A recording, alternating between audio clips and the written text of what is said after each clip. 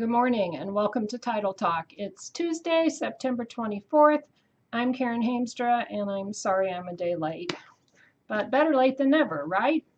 Here are some new books we're adding to the library this week. Jen McKinley has a new one, Word to the Wise. She writes a series of books about a librarian, and if you've been following the series, you'll be happy to know that librarian Lindsay Norris is finally getting married to the man of her dreams, and that would be Sully. But then a newcomer in town, Aaron Grady, turns up and gives new meaning to the term book lover. He gives her inappropriate looks and unwelcome late night visits to Lindsay's house, and that has everyone on edge. And then lo and behold, his body, Grady's body, is found outside the library, and all the clues point to Sully. So Lindsay and her friends have to get busy and find out who really killed him. Word to the Wise by Jen McKinley. Nevada Barr has a new one. This is quite a departure for her. It's called What Rose Forgot. And Rose is a woman who wakes up in a fog only to discover she's been committed to an Alzheimer's unit in a nursing home. She has no memory of how she got there, and she overhears one of the administrators saying about her that she's not going to make it through the end of the week. So she's convinced that if she survives, she has to get out of there. So she plans her escape.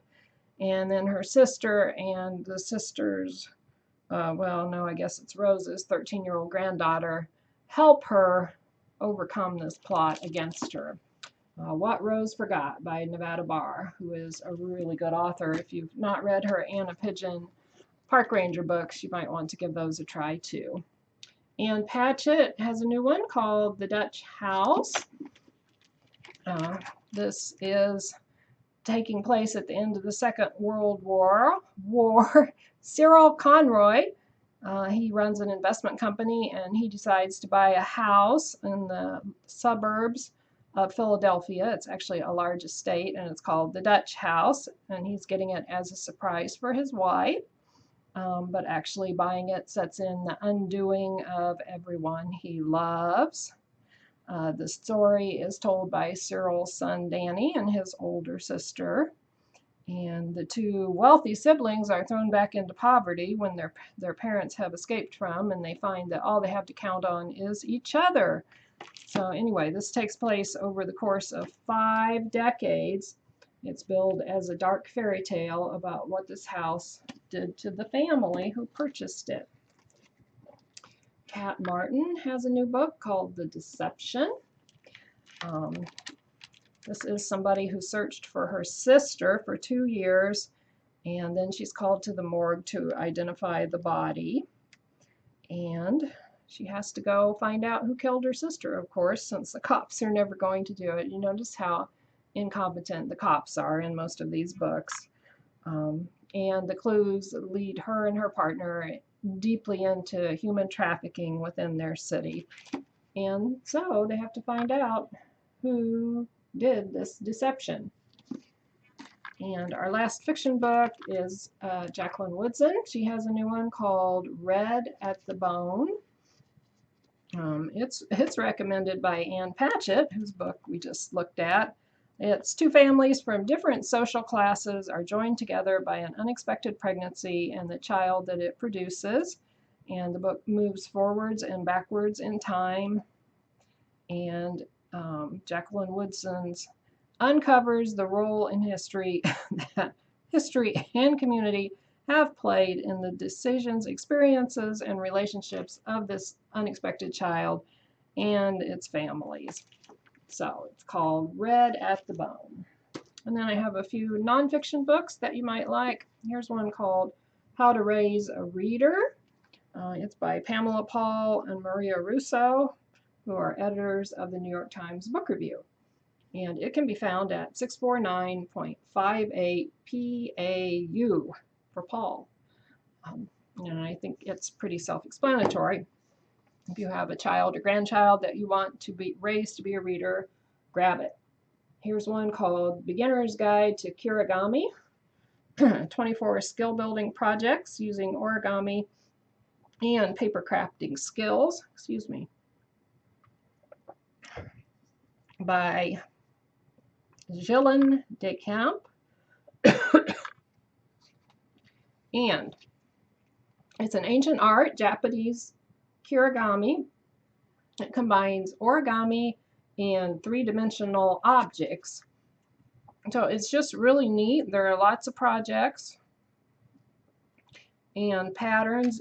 You can make really cute pop-up cards, wall hangings, just all kinds of things. Boxes, cake toppers, Christmas trees. Really, really cute. And this can be found at 754.54 DES on the new bookshelf. Here is The Lifelong Gardener, Gardening with Ease and Joy at Any Age. And basically this book tells you how to modify your gardening techniques so that you can continue to garden for as long as you want to. And it is at 635 GAT for Tony Gattoni, who is the author. Here we have Scam Me If You Can by Frank Abagnale. Hope that's right, Frank. This is a new book that AARP has helped sponsor. If you read AARP's magazine, you know that they concentrate a lot on helping elderly people avoid being scammed. And here it all is, compiled into one book at 364.163 ABA. It will tell you the best way to protect your phone from being hacked, the only time you should ever use a debit card, and why your passwords aren't keeping you safe, among other things. 364.163. Max Lucado has a new book, How Happiness Happens. This is at 248.8 LUC. And it discusses just what the title says it does, happiness.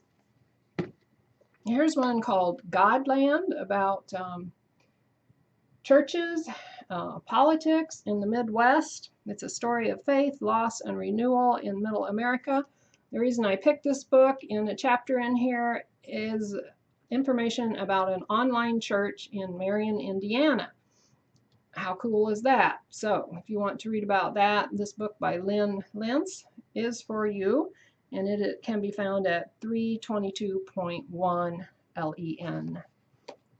And last but not least, we have the Organic Country Home Handbook. It will tell you how to make all sorts of organic preparations to do what you need to do around the house. Healthy soaps, sprays, wipes, and other cleaning products. And bonus, 100 tips and tricks for cleaning and organizing. I have already consulted this once to find out about making a silver cleaning preparation, and it told me just what I wanted to know. So it can be found at 648.5 WIS, because the author's name is Natalie Wise, and she's undoubtedly very wise about this kind of thing. So thanks for joining us. Hope you have a good reading week. We'll see you next time.